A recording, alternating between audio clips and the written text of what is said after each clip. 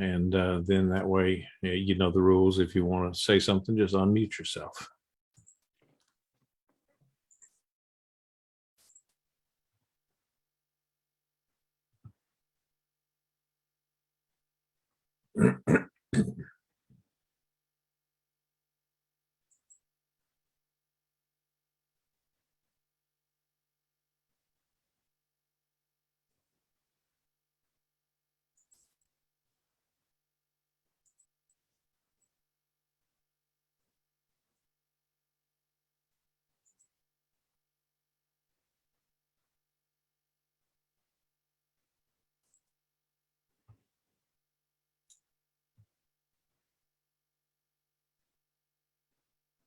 Okay, I think we just about got it here. All the buttons I need to push, and there's about a half a dozen different things that I got to do when to set this up every night, and then I forget when I'm done with it, and then somebody tries to call me or something, and you know Zoom call or something like that, and all my settings are different, so I have to undo this big microphone and get back to my normal stuff. So I think we're about ready to go there now. So let's go ahead and record. Okay, good. I want to welcome everybody here to our current study on Ezekiel. We're going to be doing chapter 17 tonight, and my name is Steve Sheik. I'm the congregation leader at Tree of Life Messianic Congregation in Katy, Texas. So let's begin with the blessing. Baruch atah Adonai Eloheinu melech haolam asher kidshanu b'mitzvotav v'tzivanu la'asok b'divrei Torah. Blessed are you, Lord our God, King of the universe, who sanctifies us with his commandments and commands us to engross ourselves in the words of Torah. Okay, now, you see the title that I had. I was going to put "Riddle Me This, Batman," but then I thought, well, I'll just leave the Batman off, and you can figure that one out for yourself. But we go through the regular maps and all that stuff that's up there to begin with, and let's look at chapter 17 as it is an undated prophecy, and it possibly shortly before the third invasion of Nebuchadnezzar, about 3 to 4 years prior to the invasion. And that would have put it about 590 BCE.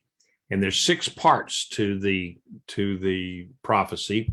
First one is an introduction, and that is verses 1 through 4. And they talk about the great eagle Nebuchadnezzar.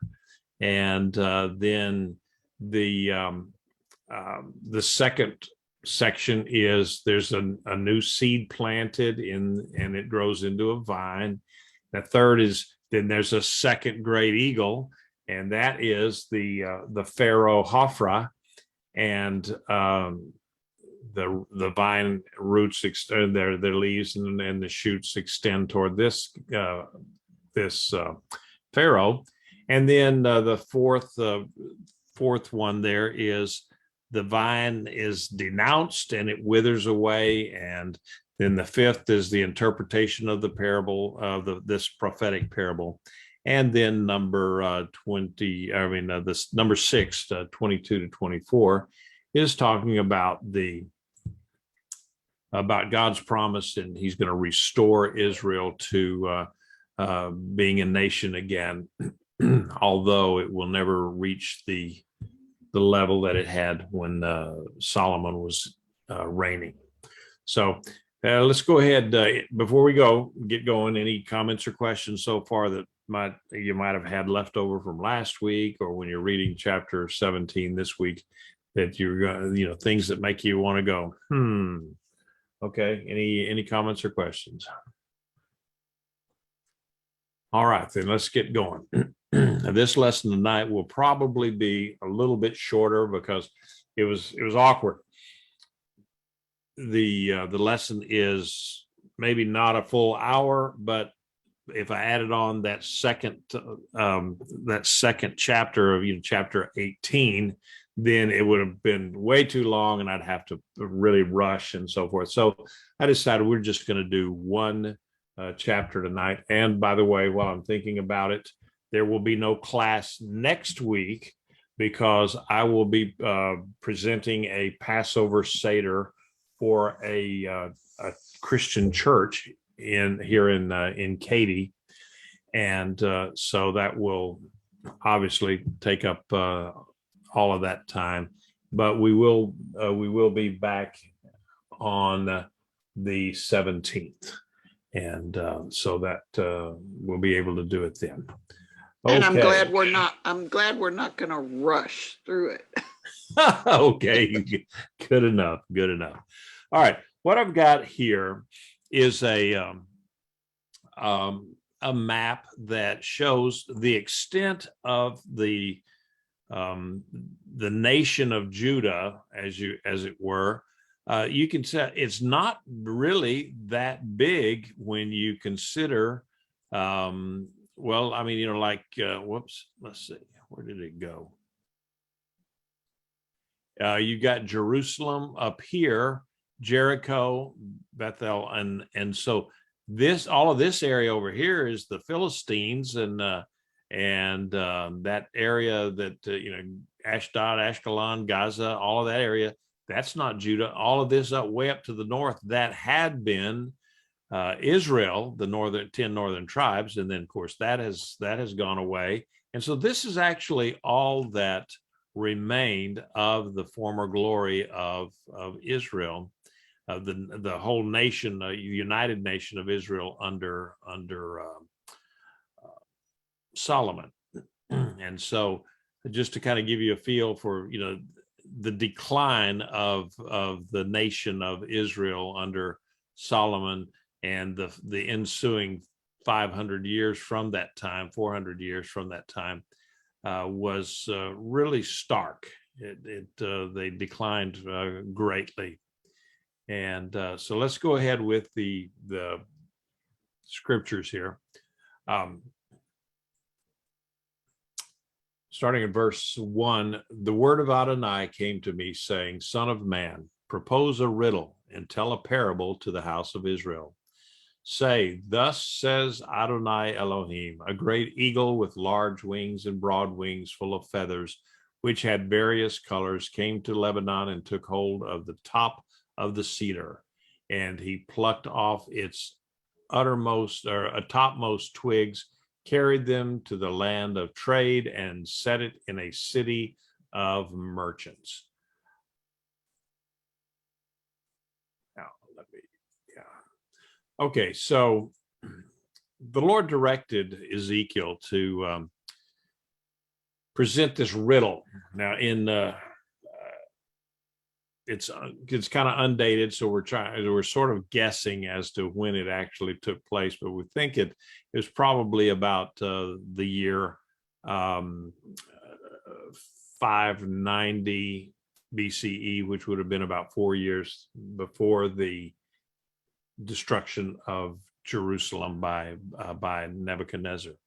And so they talk about Lebanon, came to Lebanon. Well, Lebanon is the city of the area of Canaan, or Palestine or Israel, whatever the name you want to assign to what is present day Israel, sometimes was referred to as Lebanon, because Lebanon, the country up there in Lebanon at the time, was heavily forested with wonderful cedar trees, and it was green and lush, and so they kind of borrowed that imagery for down there in Israel. And so God directed Ezekiel to go ahead and present this riddle, and it's called in Hebrew, a riddle is a hidah, and that's kind of a what would you say, an enigmatic saying, something that doesn't, you look at it and you go, what's he trying to say? And it's not real clear. And then a parable is called a mashal, and that's more like a proverb or a story that you use for getting across some kind of a lesson. And so his audience was the Jewish exiles, the ones that were there in Babylon with him at that time. And this is actually the longest mashal or a proverb in the Old Testament, and it is quite detailed. And so riddles, it's a riddle that it has meaning that needs to be explained, and there's a deeper meaning which it underlies this figurative form that he was talking about, or something that it needed to be told and explained. And so riddles, obviously, I don't, even today, riddles will kind of, excite the curiosity of people, and the listeners are sitting there just scratching their head trying to figure out this riddle. What is it, and so what follows is not a real true riddle, but more it's a fable, or maybe what would you say, a theological cartoon, as it were. And it's intended to kind of whet the appetites of the hearers, and then the plain explanation then follows it. And so a riddle was commonly used back in those days in international politics between kings. Now, if one failed to answer the riddle of another, then he might be called on to submit to him as a vassal. So they'd have these riddle contests, and there was a whole lot less bloodshed than fighting stuff out. But at the same time, if in some cases, if you couldn't figure out the riddle, then they put you to death. So it had some dire consequences sometimes. And so the purpose of using riddles, evidently at that time, was to test the intelligence or the cleverness of the person hearing the riddle. And you may remember Samson telling a riddle to the Philistines, and no, they couldn't figure it out, and so they got his girlfriend Delilah to get Samson to tell him what it was, and then they were able to trick Samson and come up with the answer to his riddle. So this whole thing, then it differs from some of the other allegories in Ezekiel, because he was commanded to tell his audience what it meant immediately after telling the story.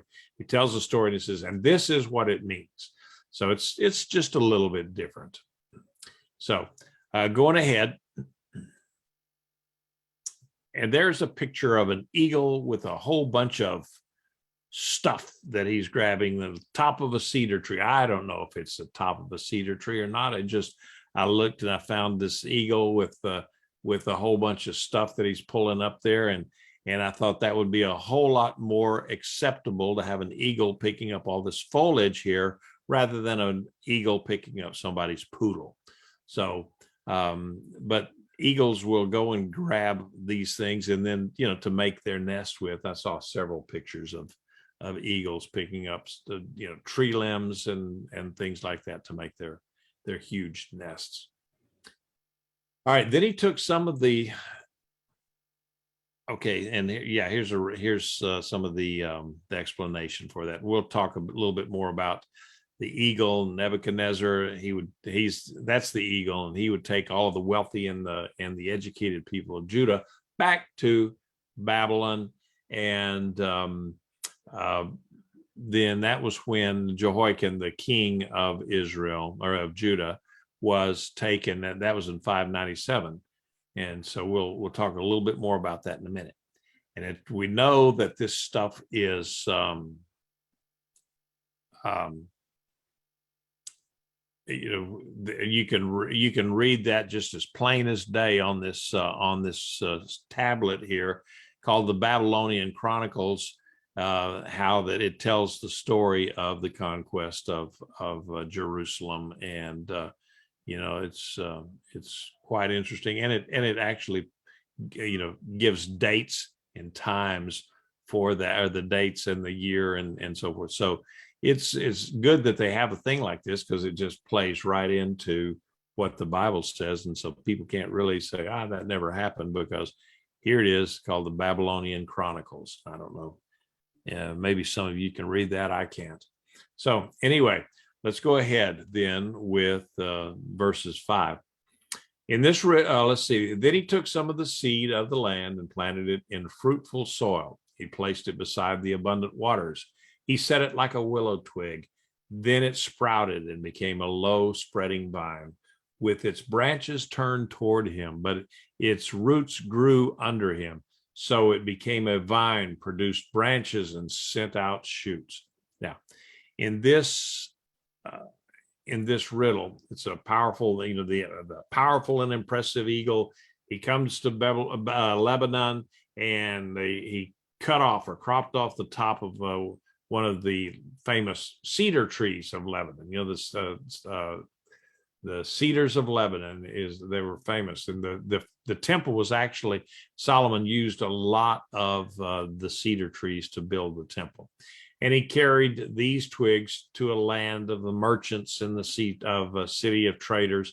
And then the eagle took some of the seed from Lebanon, planted it in fertile soil near a body of water, so it would flourish, and kind of like a willow tree will, unless you plant it where I had my willow tree out here, and it died.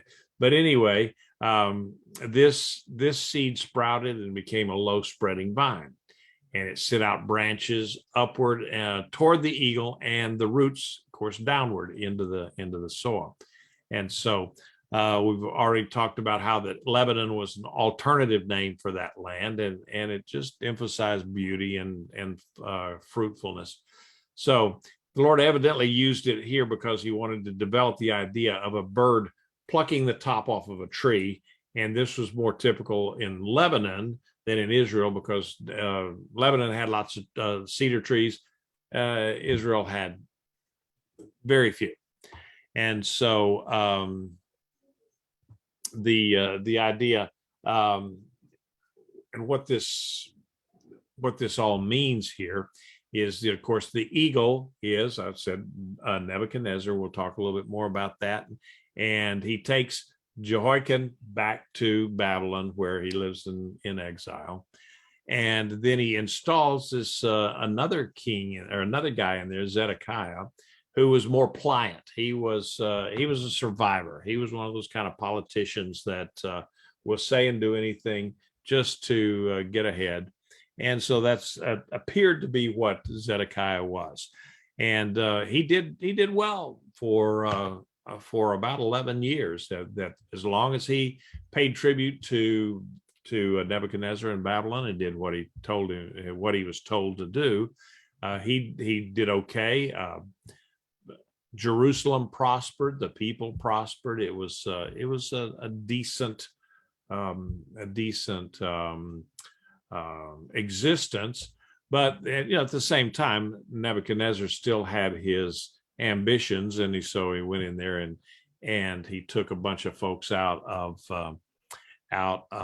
Jerusalem in 597 BCE, and that's the time when we also see some of the other guys that were left, and I've got a slide for that later on. So there was another eagle with large wings and many feathers. Behold, this vine bent its roots toward him and shot forth its branches toward him, this second eagle, from the bed where it was planted, so that he might water it. It was planted in good soil by much water, so it would bring forth branches near fruit and bear fruit and be a glorious vine. So another large eagle, probably, maybe not as glorious as the first one came along. And the vine actually reached out to its branch with its branches and its roots toward this second eagle, so that he can get water and nourishment from that second eagle. So the vine did this, even though it was growing in good soil with abundant water nearby, enough to make it a luxuriant and fruitful plant. So what this was, it's the reference to Zedekiah, who made an alliance with Egypt, or he sent emissaries there to try to make a treaty with Egypt. And now Egypt was not as powerful. It was a powerful nation. It was, had a lot of soldiers and chariots and so forth, but it was not as powerful as Babylon. And that already that had been defeated. Egypt had already been defeated at Carchemish, and so it was not as powerful as Babylon, but it was still a world power. And so Zedekiah thought, well, I'll get Egypt to help me because I'm tired of Babylon telling me what to do. I want to be independent. And so that's what he did. He broke covenant with Nebuchadnezzar. So comments or questions? Anybody? Okay, then going ahead on verse 9, it says, "Thus says Adonai Elohim, will it thrive? Will it not be uprooted and stripped of its fruit so that it withers? All of its new roots will wither. It will not take a strong arm or many people to pull it up by its roots. Behold, though planted, will it thrive? Will it not completely wither when the east wind strikes it? In the beds where it grew, it will wither." So the Lord kind of gives, I thought, well, there's a good picture of a tree that is uprooted and looks, I don't know, by the looks of it, I can't really tell you what it looks like, maybe an oak tree. And the Lord asked the kind of a rhetorical question about, he said, okay, well, what would the owner do? He would go and pull that vine, the owner being Babylon, pull that vine up out of the ground and strip all of the fruit off of it. And and he asked, if you do all of that, is that vine going to survive? If you've taken it, pulled it out of the ground and stripped all the fruit of it, could it actually recover its original health and fruitfulness after that kind of a treatment? I think we'd all have to say no. And that vine is Judah, and in such a weakened state, of course, it could not possibly hope to survive. And so it said even that the hot east wind would come in and easily wither it where it grew. And so basically adverse forces, that should say instead of forced, adverse forces would easily overpower the vine. And so indeed Israel was overtaken. So then the word of Adonai came to me, saying, "Say now to the rebellious house, do you not know what these things mean?" He's starting his explanation here. "Tell them, behold, the king of Babylon came to Jerusalem, took the king and the princes, and brought them with him to Babylon. He took one of the royal offspring, cut a covenant with him, putting him under oath. He also took away the leading men of the land, so the kingdom might be lowly, not exalting itself, but keeping his covenant, so it would hold up." Now, that gets us the explanation of this riddle. It was not to be left to the imagination of the exiles, because who knows what they would have twisted. They already had false prophets that were twisting everything to mean that, oh yeah, our exile is only going to be just a few months and we'll be back in Jerusalem before you know it, and so forth. So the Lord says, no, this time you just tell them exactly what it means right now. And so Nebuchadnezzar ended up invading. Well, he invaded in 597 BCE, And that was after the Battle of Carchemish, and that was after a dust up with Egypt. And so at that point, that's when he carried off Belteshazzar, who is better known as Daniel. Okay, and also the king of Judah, who is Jehoiakim. And if you remember back to chapter 1, Ezekiel counts his timing. He counts the years, and he dates everything based on in what year of King Jehoiakim, because the people looked to Jehoiakim as being the legitimate king. The other guy that Zedekiah, who was put in place by Nebuchadnezzar, was not regarded as the proper king.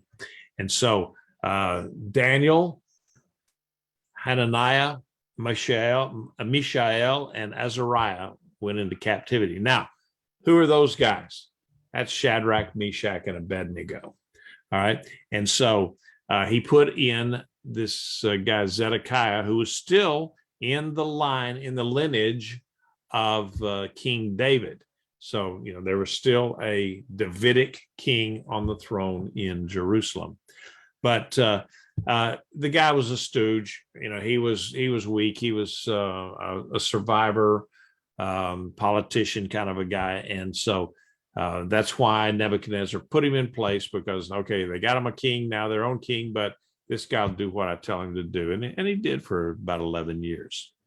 All right. Now, I thought I got to looking at this thing, and it kind of popped up at me that Hananiah, which was Shadrach, and his name means God is gracious. And Mishael, Meshach was Mishael, and his name meant who is God. And Azariah, his Babylonian name was Abednego. And that says God has helped. That's what the name in Hebrew was supposed to mean. And I said, well, that represents in a nutshell, those three names, those three men represented what Judah lost by turning their back on God and not fulfilling the covenant and not doing what God told them to do. And that they lost the grace of God, because God is gracious. They lost the presence of God, who is God. And then they lost the support of God, any divine support. So they lost all of that because of their unfaithfulness. And then these three men, their names represent in a real graphic fashion what they lost, and the tremendous loss that was for Judah. All right. So any comments or questions on that so far? All right. So if we go ahead to, okay, I got a chat there that I missed. Okay. Okay, cross-reference for Ezekiel 17, 15, and 19, which is what we're getting into right now. Let your yes be yes and your no be no. Exactly right. It's exactly right. Thanks, Rich. All right, so let's read this. However, he rebelled against him in sending his messengers into Egypt so that they might give him horses and many people. Will he succeed? This is the Lord asking. Will one doing such things escape? Will he break a covenant and escape? As I live, it is a declaration of Adonai. Surely in the place of the king who put him on the throne, whose oath he despised and whose covenant he broke, within Babylon, he will die. So now, Ezekiel now, he's telling his rebellious hearers what the story represented. And this interpretation is a typical example of a prophetic judgment speech to an individual. Now, many of these appear in the prophetic books of the Old Testament, and it contains a summons to listen up. There in verse 11, it has charges in verses 12 through 18, and then there's an assurance of judgment in verses 19 through 21. And so the eagle, the first eagle, stood for the king of Babylon, Nebuchadnezzar, his invasion of Jerusalem, and it was like that a hot east wind. And so eagles in scripture are often used to describe a powerful being. That's sometimes the face of some of these visions is a face of an eagle. And an eagle, they just can swoop down in flight and grab an unsuspecting mouse or fish or poodle and scoop them away. And so in this case, the eagle represented God's instrument of judgment, Nebuchadnezzar. God often used foreign entities as an agent of punishment, and he had invaded Jerusalem. He cut off the Judean king who was Jehoiakim, and many of his advisors, and so he carried them off to Babylon in 597. So Babylon was, of course, a land of merchants and a city of traders. It was the most powerful nation there in the known world. Now, I couldn't tell you about China, what it was like, but Babylon was the king of the roost right at that time. Now, other places in scripture, as well as here, the cedar tree is a figure to describe the Davidic line of kings that would eventually, ultimately, culminate in the Messiah figure. So, cedar trees are beautiful. They're very hardy, and it's an appropriate figure of the Davidic dynasty. So,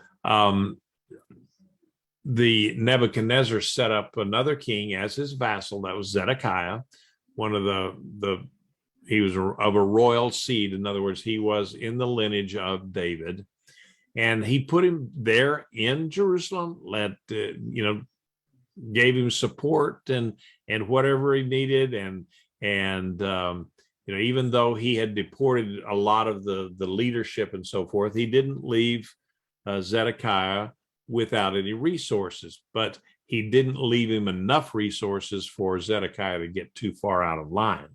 And so he knew that under Zedekiah, Judah would not be a threat to him any longer, and they would pay tribute to the Babylonian kingdom.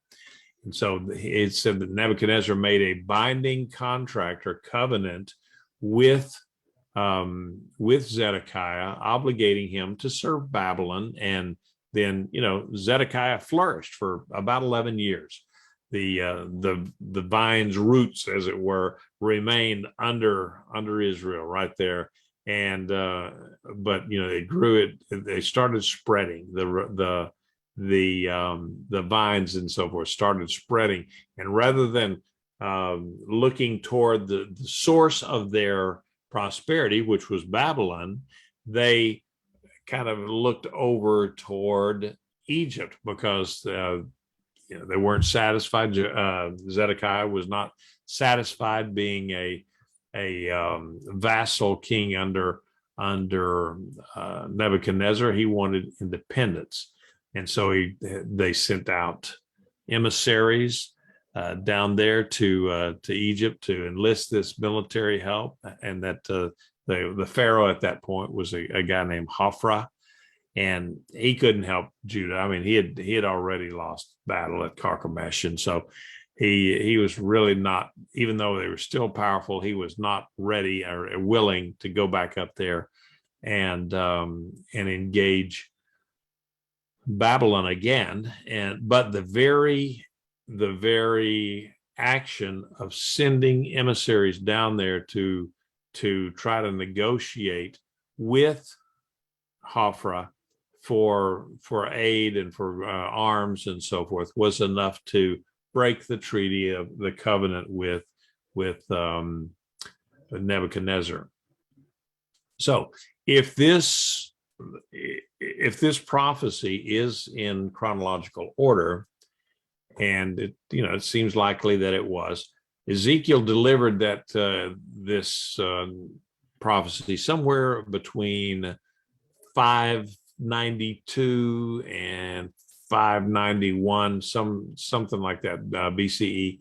And so this means that he predicted Zedekiah's revolt about 3 years before it happened.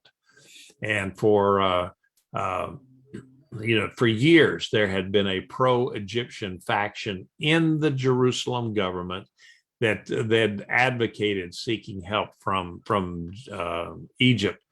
And so when Zedekiah broke this contract or this covenant with Nebuchadnezzar, obviously that he could not escape the wrath of Nebuchadnezzar, because you just don't break those kind of covenants.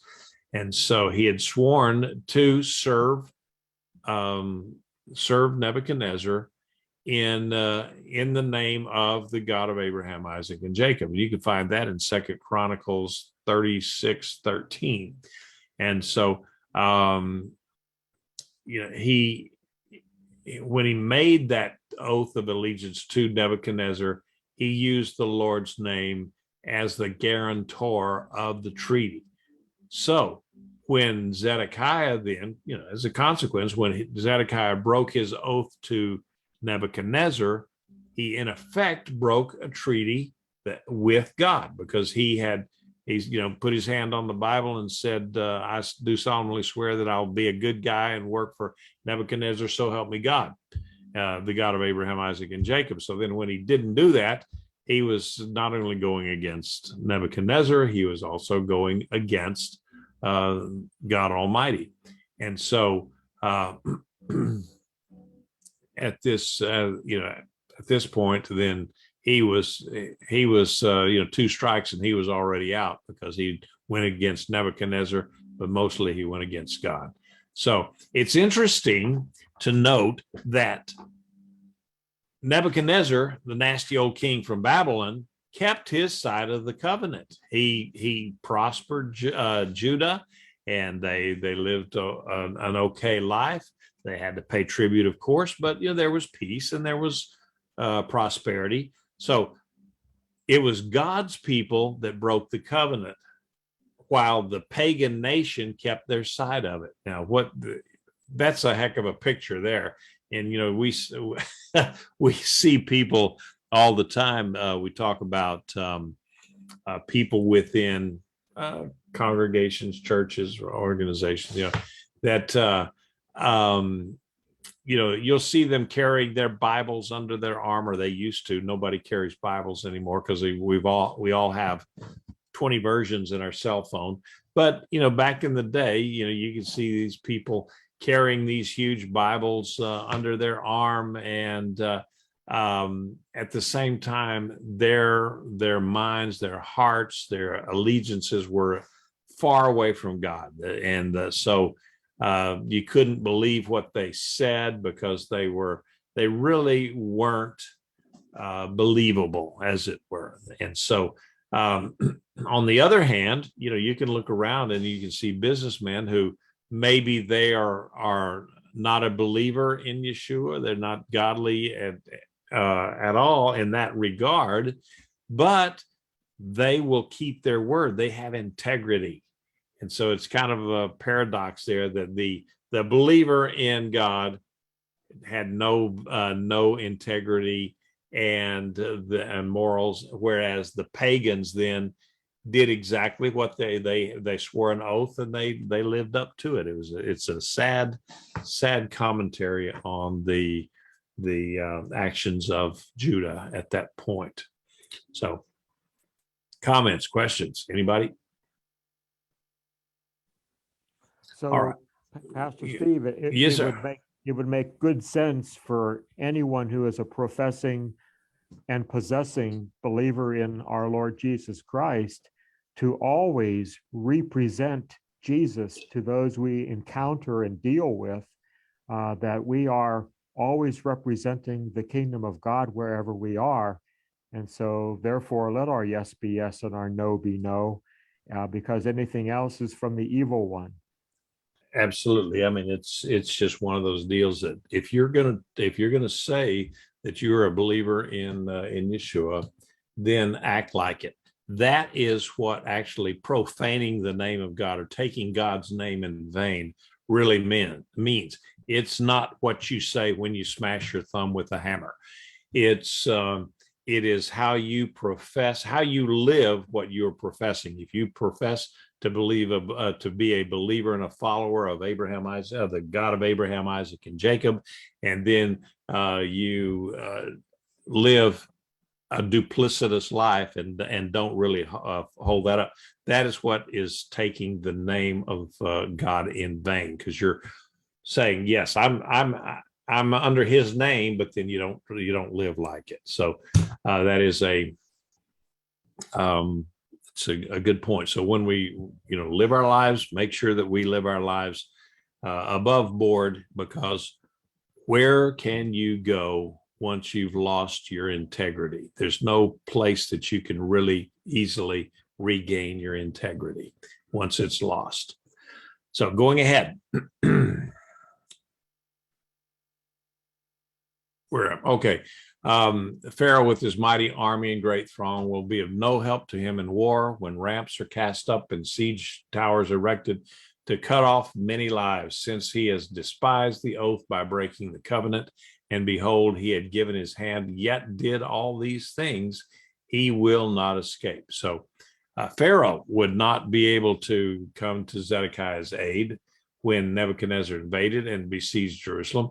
And they killed lots of people. And so there's no way that Zedekiah could escape Nebuchadnezzar's wrath. He had broken the covenant, which he had pledged allegiance to the Babylonian king.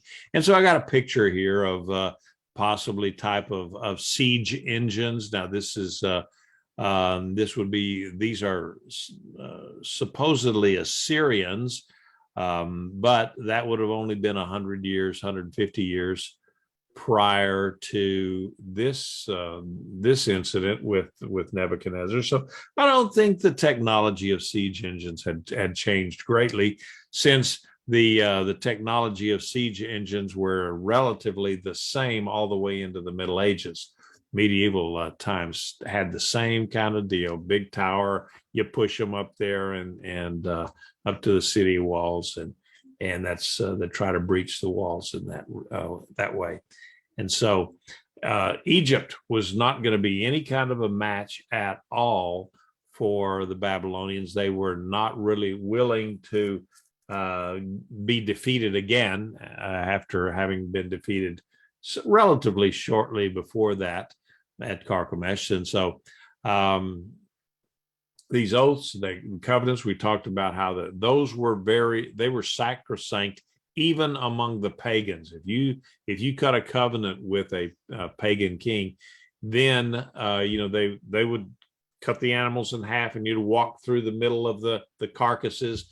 And by what you're saying there is that if I break this covenant, may I be like these carcasses on either side of me.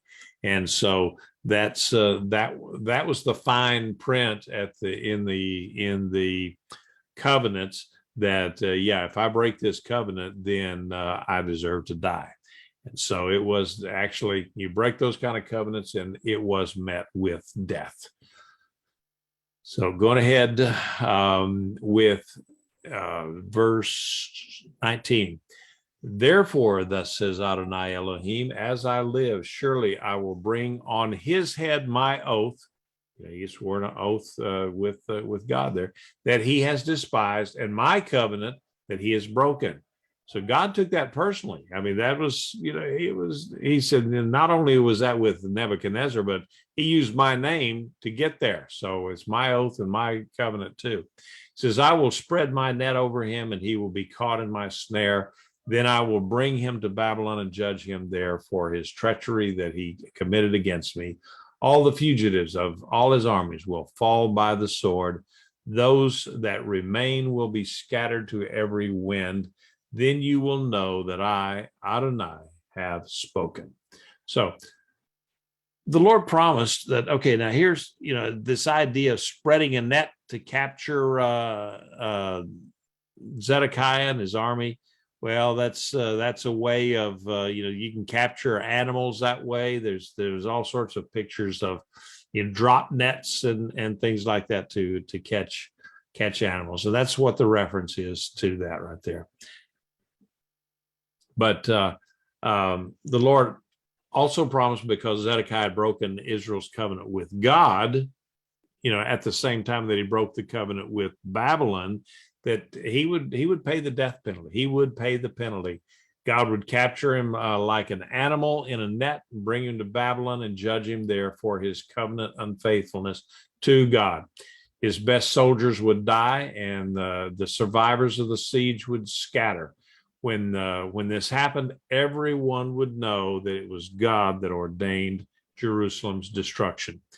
When all of this took place, I mean, there were just a ton of folks that were killed.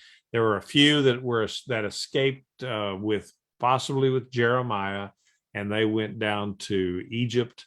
And there was a settlement down there of Jews in Egypt, but for the most part, they were captured and left the land pretty much emptied out. Now, I was also reading some stuff today. Some commentators says, "Oh no, they only took a few folks and they left most everybody there." But that doesn't play with what we see in Ezra and Nehemiah later on, when they come back and the land had basically been neglected for 70 years, and had foreigners had come in and taken up possession, squatters' rights kind of a thing against the people of Israel. So but they would, this army would definitely suffer defeat, and they would know. People would know, the pagans would know, everybody would know that this was God who was orchestrating this whole thing. Now, and before, one of the things that I think I had it on the slide, maybe I went past it. With Zedekiah, what really happened with Zedekiah? Well, he was trapped, and he tried to escape, and they caught him kind of like up at Jericho. He's trying to make it to Jericho, and he was captured.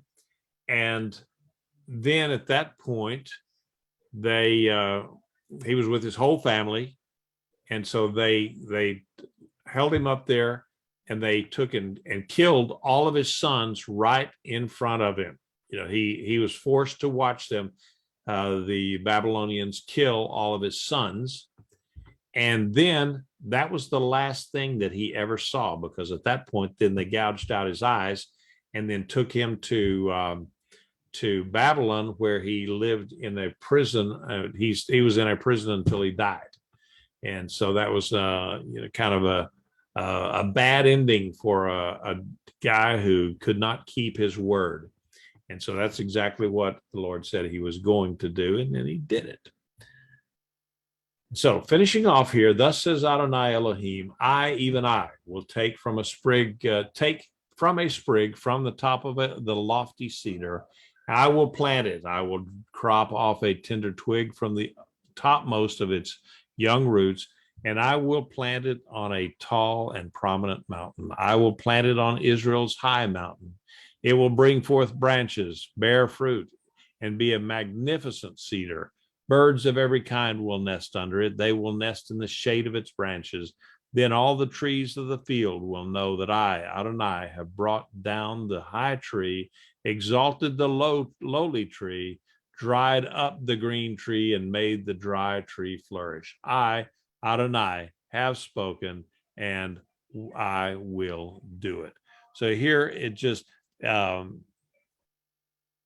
Ezekiel's prophecy, he prophesies here that there will be a restoration. And many of Ezekiel's prophecies of doom and gloom and destruction and so forth, they would end up then with a promise of restoration and recovery.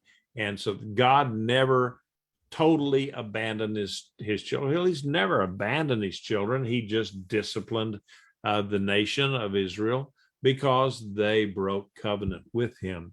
And so the idea that God had abandoned Israel for whatever reason, no, he has never abandoned Israel, even though in times it may look like it, and many people in the Jewish community lost faith during the Holocaust because they said, if there is a God, where is he? What's he doing? Well, true enough, but at the same time, without the Holocaust and the horrors of the Holocaust, the nation of Israel would, I believe, the nation of Israel would not have been born in 1948, because the people are so horrified of it. They're kind of ashamed of it. And plus, a lot, and to be really honest about it, many people in Europe didn't want the Jews in their land anyway, so they were not so terribly horrified of they were horrified of the Holocaust. But at the same time, here was an opportunity to send the Jews packing down to Israel, and so they jumped on it, and the nation of Israel was born. And I think the Holocaust was in some ways a labor pains for the nation, the birthing of the nation. And so God did not turn his back on Israel in Babylon, and he certainly didn't turn his back on Israel in World War II Europe. And he prophesied that Israel would once again be restored as a nation. They were, and they came back from the Babylonian captivity.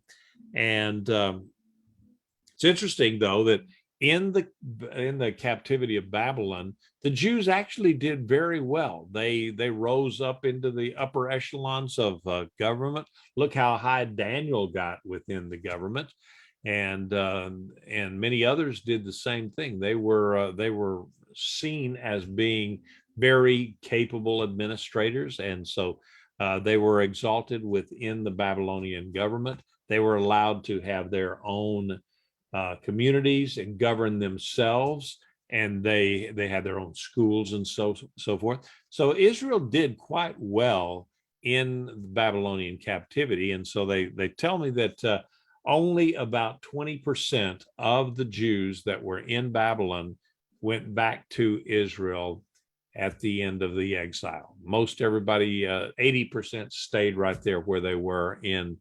Babylon, and continued to flourish for many generations after that. And so that area, a lot of that area, of course, was then turned into present day Iraq, and some of these areas now that really there are no Jews in these areas where they used to flourish, because it got to be too bad for them, and so they just left and ended up going to Israel.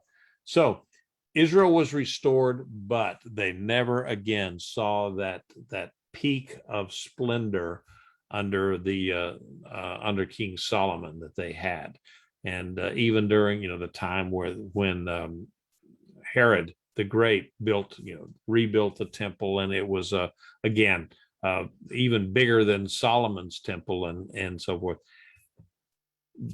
They were still a subjugated people under the Romans, and so they had a little bit of great architecture, but that was it. They had no freedom, and so they never ever again regained that until now in 1948, when they have finally been ended that 2,000-year exile, and are a nation again. And in many ways, they lead the world in many things, in technology and medicine and things like that. That Israel is a light to the world in many ways. So that pretty much caps it off for tonight. Are there any comments or questions that we might address on this particular lesson? Next week, we're going to be talking about or not next week, the week after. We will be looking at chapter 18 and the importance of individual responsibility and integrity. That's what that's what we'll be looking at there. So, all right. Any comments or questions that anyone might have?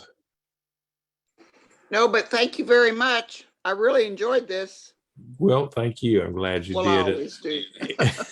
But I didn't go too fast this time, did I? I was able to slow down and actually even take a drink of water before it was all over with. So thank you. All right, Carmen, Miss Hill. Okay. Is that okay? I see an open line there, a telephone line there. That's Lori and Scott, right?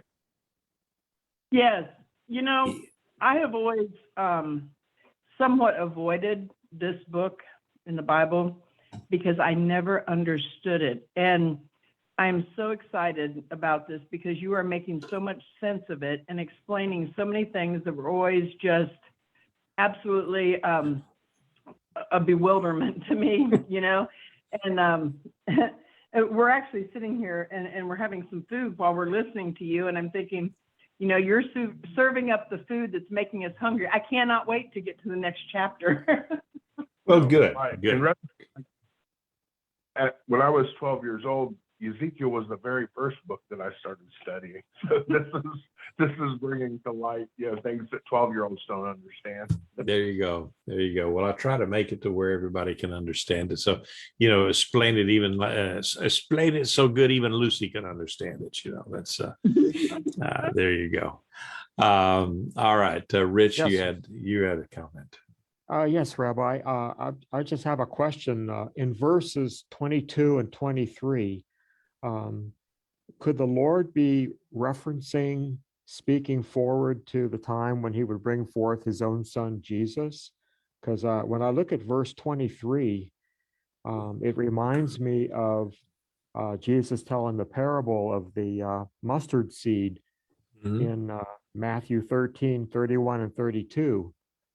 And that it could very well be, and in addition to that, I think that it even goes beyond that to the Messianic age, to where Yeshua would actually be ruling and reigning from Jerusalem, and all of the nations of the world then will be sending emissaries to Jerusalem during the feast of Sukkot, and if they don't, the Bible says that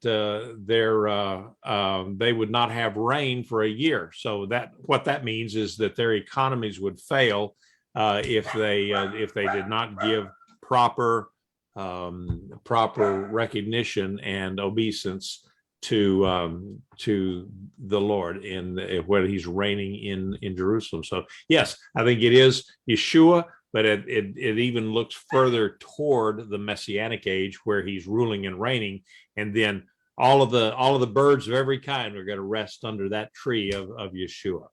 Yes, thank you very much. Okay, Karen. No, it's Leonard. Just say thanks. Okay, good. Hey, how much are those meal tickets for your prison ministry? I'm sorry, do what? The meal tickets for your ministry. You were looking for donations or something like that for the meal tickets. Did I get my story? Okay. We did get some. So and it helps out. Every little bit helps out. Well, someone was asking me how much they were, and I said I don't know. I don't know what they were. Was it just a donation, or is it a set price, or what was it? No, it's just a donation. Okay. All right. Good enough. Well, then I'll get back to that individual and let them know. Okay. Thank you. Yes, sir. All right. I'm going to go ahead and cut off some of the stuff here. Stop the live streaming. Shavuot Tov, Lila Tov. Have a good week, and we'll see you in 2 weeks on this class.